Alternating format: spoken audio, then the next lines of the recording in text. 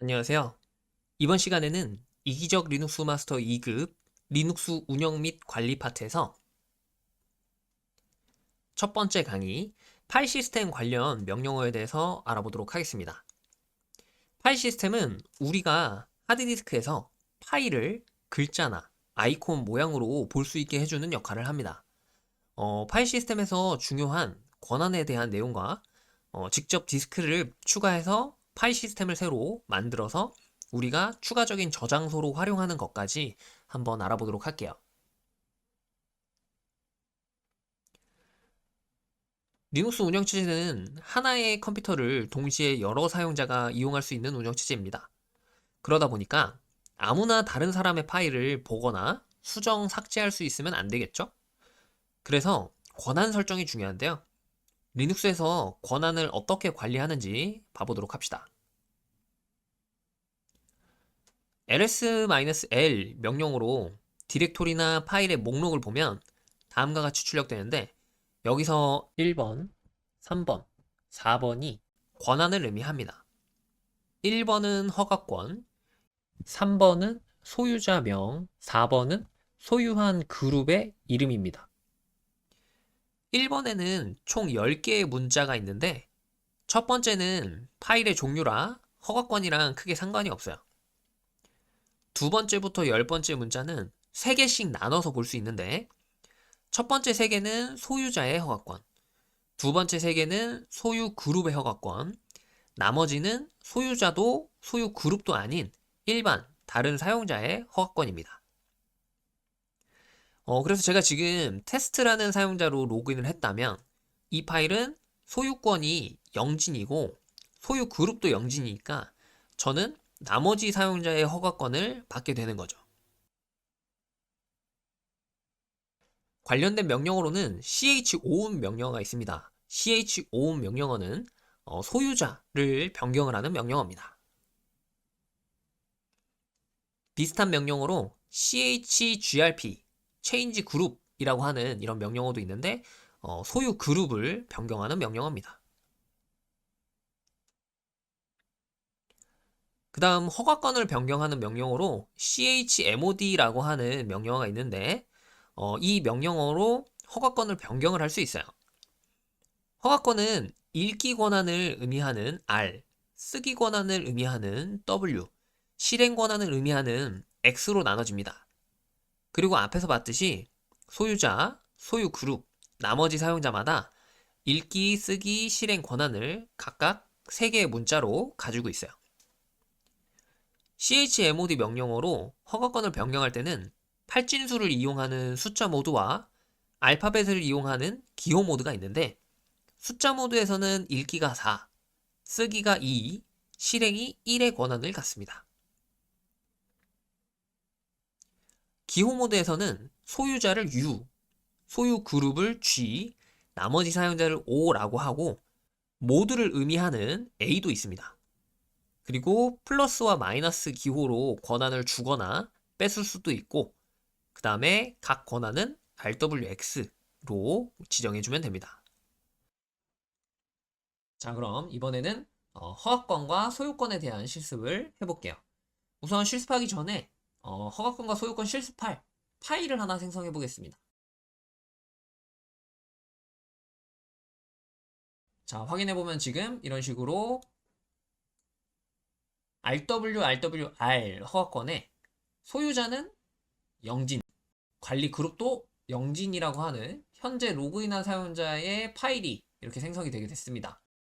허가권이랑 소유권을 변경해 볼 건데, 우선 관리자로 로그인을 해서 한번 실행을 해 볼게요.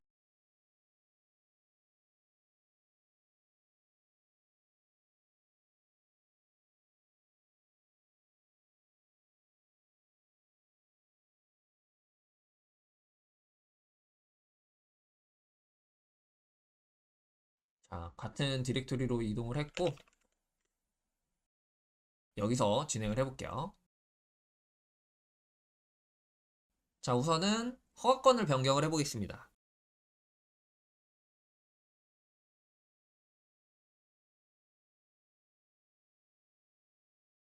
자, 그러면은 지금 제가 소유자한테는 7, 관리 그룹한테는 6, 그 밖에 나머지 사용자한테는 4의 권한을 줬어요. 그래서 7 권한을 줬을 때는 RWX, 6 권한을 줬을 때는 RW, 4 권한 같은 경우에는 R만 이렇게 할당이 된 걸 볼 수 있죠. 그래서 영진이라고 하는 이런 사용자는 RWX, 읽기, 쓰기, 실행 권한을 다 갖는 거고, 그 다음에 영진이라는 그룹에 속해 있는 사용자는 RW, 읽기, 쓰기만 권한을 갖는 거고, 사용자가 영진도 아니면서 영진이라는 그룹에 속해 있지도 않은 나머지 사용자들은 R, 읽기 권한만 부여를 받는 겁니다. 방금은 팔진수 모드로 변경을 했는데, 이번에는 기호 모드로도 변경을 한번 해볼게요.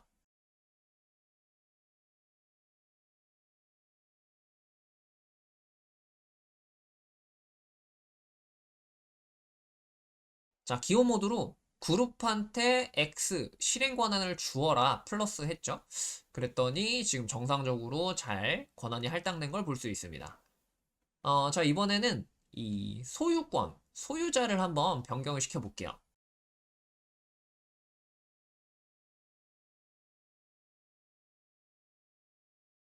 자, 소유자를 지금 루트로 변경을 시켰어요. 그랬더니 여기 소유자가 루트로 변경이 된 걸 볼 수 있죠. 자, 그 다음에 그룹을 한번 봐볼 건데, 리눅스에는 보통 사용자 이름이랑 똑같은 그룹이 다 만들어져 있어요. 자, 그룹 같은 경우에는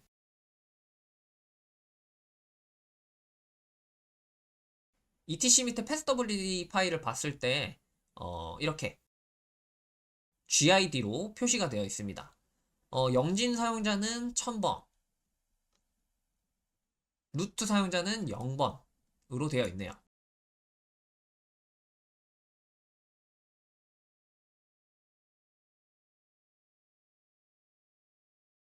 그럼 etc 밑에 그룹이라는 파일을 확인해 보면 0번 GID는 루트라는 그룹으로 있는 거고요. 1000번 GID는 영진이란 그룹으로 이렇게 있는 겁니다. 자, 그러면 각 사용자가 이렇게 자기의 이름으로 된 그룹을 갖고 있는 건데, 만약에 특정 사용자가 다른 그룹에도 추가가 되게 하고 싶다라고 하면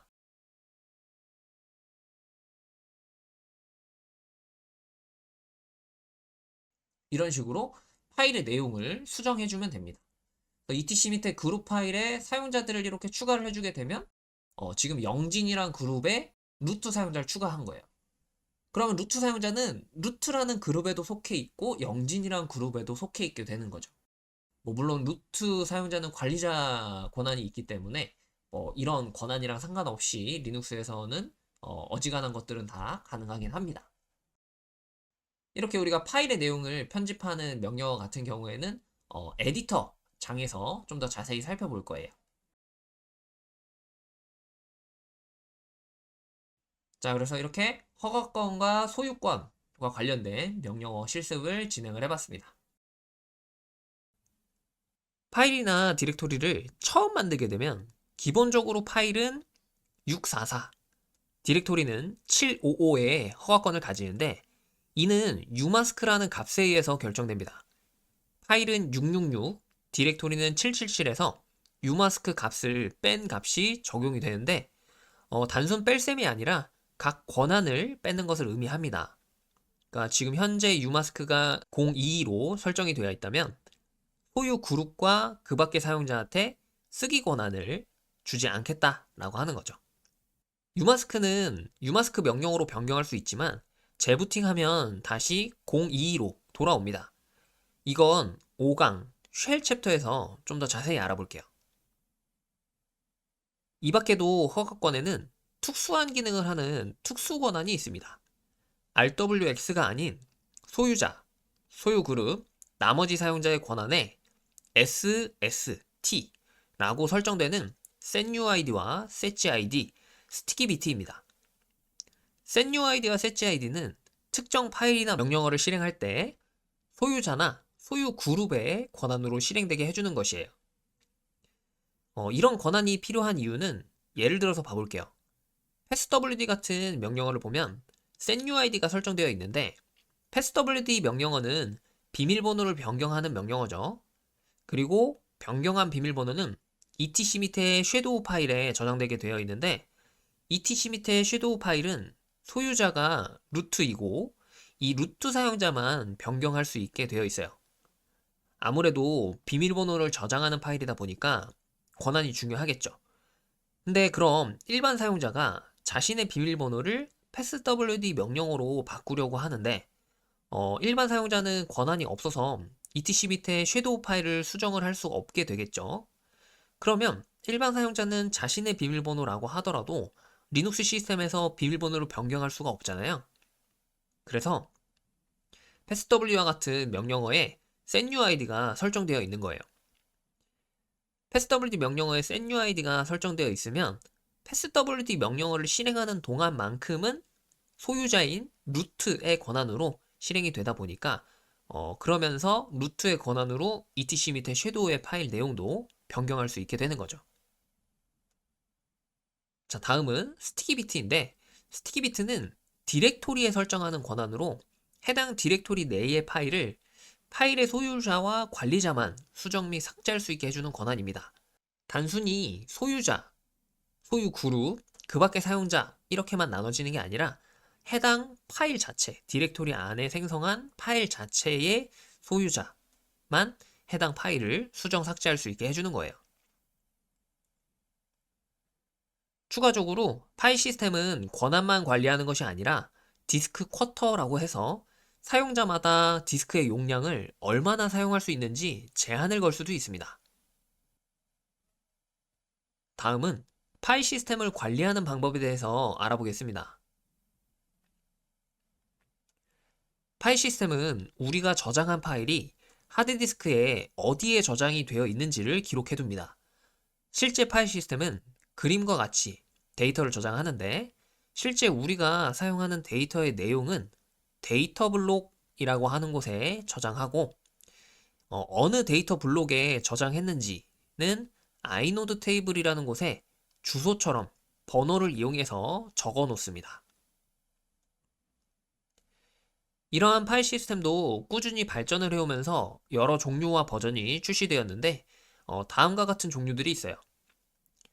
전통적으로 리눅스에서는 ext 시리즈나 요즘은 XFS 같은 파일 시스템을 많이 사용합니다. 우리가 설치한 로키 리눅스도 기본적으로 XFS 파일 시스템을 사용하고 있어요. 새로운 디스크를 추가해서 파일 시스템을 생성해서 우리가 일반적으로 데이터를 저장하는 용도로 사용하기 위한 과정을 보면서 명령어들을 추가로 알아볼게요. 우선 하드디스크를 추가하고 파티션을 생성해줘야 해당 파티션에 파일 시스템을 생성할 수 있습니다. 리눅스에서는 fdisk 명령어로 추가된 디스크를 확인하거나 파티션을 생성할 수 있어요. fdisk를 이용해서 파티션을 생성할 때는 대화형 명령어가 실행이 되는데 여기서 추가로 다음과 같은 명령어들로 작업을 합니다. 그럼 우선 디스크를 추가하고 파티션을 먼저 만들어보는 실습을 해봅시다. 자, 이번에는 디스크를 추가하고 파티션을 생성을 해볼 건데 우선 디스크를 추가하고 파티션을 생성을 할 거면 리눅스 시스템을 잠깐 종료를 해줘야 해요. 그래서 컴퓨터를 한번 잠깐 꺼보도록 하겠습니다. 가상 머신 컴퓨터를 꺼보는 거예요. 자, 이렇게 시스템 전원을 꺼주시고요. 자, 가상의 컴퓨터다 보니까 하드디스크를 추가하는 것도 가상의 하드디스크를 만들어서 추가를 해줄 수가 있어요. 자, 그래서 가상의 하드디스크를 만들고 추가를 해봅시다. 자, 설정에 들어가셔서 저장소로 가보시면 이렇게 지금은 하드디스크가 하나만 있는 걸 볼 수 있는데 여기에 이렇게 플러스 하드디스크 모양을 클릭해 주시면 하드디스크를 하나 추가하실 수 있습니다. 자, 저 같은 경우에는 이렇게 하나 새로 하드디스크를 만들어서 용량은 한 5기가 정도로 해볼게요. 하드디스크를 하나 추가해 줄게요. 자, 그럼 가상의 하드디스크를 하나 추가한 거고요. 다시 컴퓨터를 켜서 이 추가된 하드디스크를 확인해보고 파티션 작업을 해보도록 하겠습니다. 저는 지금 다시 부팅을 한 상태에서 관리자로 로그인을 한 상태고요. 자, 여기서 추가된 하드디스크를 확인하려면 fdisk-l 명령어를 사용을 합니다. 자, 지금 그러면 이렇게 하드디스크가 하나 추가된 걸 확인할 수 있고요. 5기가라고 나와 있네요. 자, 그러면 이 하드디스크를 우리가 사용을 하려면 파티션을 생성해주고 사용을 해야 합니다. 자, 그럼 파티션을 생성을 해볼 건데 방금 fdisk-l로 확인한 이 하드디스크의 이름을 fdisk 명령어 뒤에 입력해 주시면 되고요. 자, 그러면 이렇게 프롬프트 모양이 바뀌고 대화형 명령어가 실행이 됩니다. 자, 여기서 지금 M 키를 입력을 하면은 헬프 도움말이 나온다라고 하죠. 자, 그래서 M 키를 입력해 보면은 이렇게 다양한 기능들을 실행할 수 있는데 몇 가지 많이 사용하는 기능을 봐보면 먼저 요 P 파티션 생성한 내용을 확인하는 그런 명령어고요. 그 다음에 N 같은 경우가 새로운 파티션을 하나 새로 추가를 하는 겁니다. 자, 그래서 한번 두 개 실행을 해볼게요. P를 입력해보면 지금 파티션 내용을 출력해 준 건데 추가한 파티션은 아직 없어요. 자, 그럼 N을 입력해서 파티션을 추가해 볼게요. 자, 그럼 계속해서 뭐 추가로 대화형으로 명령어를 입력해 달라고 하는데 여기서는 지금 파티션 타입을 지정해 달라고 하고 있습니다. 파티션 타입 같은 경우에는 프라이머리와 익스텐디드가 있는데 여기서는 기본인 프라이머리로 생성을 해볼게요. 자, 프라이머리 파티션 같은 경우는 최대 4개까지밖에 생성을 못해서 번호를 지금 1부터 4 중에 하나 입력해 달라고 하는 거죠. 그래서 여기서 그냥 아무것도 입력 안 하고 엔터를 치게 되면 여기 지금 디폴트라고 표시되어 있는 곳에 값이 입력이 되게 됩니다. 저는 그냥 엔터를 쳐줄게요. 자, 그러면 이제 이 파티션의 용량을 지정해 줘야 되는데 특이하게 용량으로 지정을 하는 게 아니라 이런 식으로 섹터라고 하는 걸로 지정을 하게 되어 있어요. 섹터는 하드디스크를 이렇게 리눅스 시스템이 인식했을 때 이렇게 작게 데이터를 저장할 수 있는 공간들을 숫자로 인식을 한 겁니다. 보통 한 개의 섹터가 512바이트이고요. 여기서는 지금 뭐 2048번부터 뭐 저 번호까지 섹터가 있다라고 하네요. 그래서 맨 처음부터 사용할 수 있는 섹터 번호부터 마지막까지 사용할 수 있는 섹터 번호를 하면 이 하드디스크 전체를 사용하겠다라고 하는 게 되는 거죠. 그래서 저는 일단 여기서도 엔터를 쳐줄게요. 자, 그래서 얼마만큼 용량을 사용할 거냐 여기서 지금 마찬가지로 엔터를 그냥 치게 되면은 마지막 섹터 번호까지 입력이 되게 되는데 하드디스크 전체를 사용하지 않고 일부만 사용하고 싶다 그러면 이런 식으로 플러스하고 숫자 뭐 킬로바이트, 메가바이트, 기가바이트 용량을 지정해서 입력을 해줄 수도 있습니다. 저는 전체를 다 사용할 거기 때문에 여기서도 그냥 엔터를 칠게요. 자, 그러면 이렇게 파티션 생성이 완료가 된 거고요. P로 다시 한번 확인해 보면 하드디스크 이름의 뒤에 숫자가 이렇게 붙은 걸 볼 수 있죠. 첫 번째 파티션이 이렇게 하나 생성이 된 겁니다. 자, 이렇게 파티션을 생성하고 난 다음에 W를 입력해 줘야만 이 변경된 내용이 저장이 되는 거고요. 만약에 그냥 Q라던가 이런 종료 명령어를 실행을 하게 되면 저장하지 않고 그냥 종료가 돼서 작업한 내용이 반영이 되지 않습니다. 자, 그래서 이렇게 하드디스크를 추가하고 파티션을 한번 생성을 해봤어요. 자, 이렇게 파티션을 만들었으면 mkfs 명령으로 파일 시스템을 만들 수 있습니다. 이때 T 옵션으로 원하는 파일 시스템을 지정해주면 됩니다. 이렇게 생성한 파일 시스템을 리눅스에서는 특정 디렉토리에 연결해서 사용해야 하는데 이렇게 연결하는 작업을 마운트라고 합니다. 물론 연결을 했다가 다시 끊을 수도 있어요. 이렇게까지 하면 우리가 일반적으로 사용하는 디스크처럼 파일을 저장하고 삭제할 수 있어요. 마운트된 디스크를 확인하거나 디스크의 용량을 확인할 때는 du 또는 df 명령어를 사용하면 됩니다. 이것도 이제 한번 실습을 해볼게요. 자, 그러면 생성한 파티션에 파일 시스템을 만들어서 특정 디렉토리에 마운트 한 다음에 확인까지 하는 실습을 해볼게요.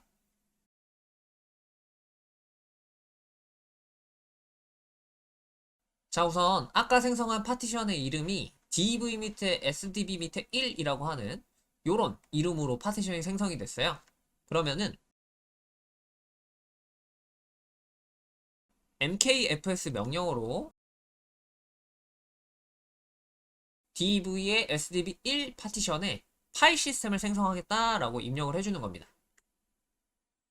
자, 그럼 이렇게 파일 시스템을 생성하면 이제 우리가 파일을 저장할 수 있는 하드디스크가 된 거고요. 이걸 리눅스에서 사용을 하려면 특정 디렉토리에 연결을 해줘야 됩니다. 그래서 저는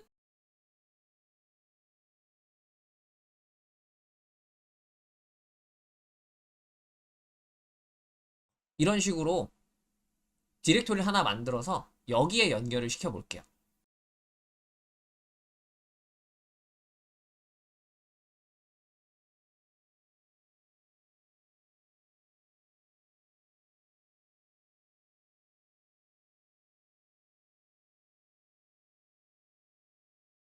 자, 그럼 연결이 잘 됐는지 확인을 하려면 df-h 이런 명령으로 확인을 해보면 됩니다. 자, 그러면 지금 5기가짜리 디스크가 이렇게 정상적으로 잘 연결이 된 걸 확인할 수 있고요. 사용할 때는 연결한 디렉토리로 가서 뭐 파일을 저장하거나 생성하거나 뭐 해서 사용을 하면 됩니다. 마지막으로 명령어로 설정한 마운트 내용은 재부팅을 하면 다 사라지게 됩니다. 커널이 초기화되는 단계에서 etc 밑에 fstab이라는 파일을 읽어서 해당 목록에 있는 파일 시스템들을 마운트해 주는데 우리가 방금 추가한 디스크는 여기에 내용이 적혀 있지 않기 때문에 그래요. 그래서 재부팅을 해도 디스크가 잘 마운트되게 하고 싶다면 해당 파일에 내용을 추가해 주면 됩니다. 이 파일은 설정을 잘못하게 되면 부팅이 제대로 안 될 수도 있으니까 주의해서 설정을 해야 합니다. 이렇게 해서 오늘은 파일 시스템과 관련된 내용을 한번 배워봤습니다. 우리가 기존의 컴퓨터를 이용하면서 너무 당연하게 파일을 생성하고 삭제하고 했었는데 여기에도 굉장히 복잡한 내용들이 많이 숨어져 있었던 거죠. 그럼 오늘 수업은 이렇게 마치도록 하겠습니다. 수고하셨습니다.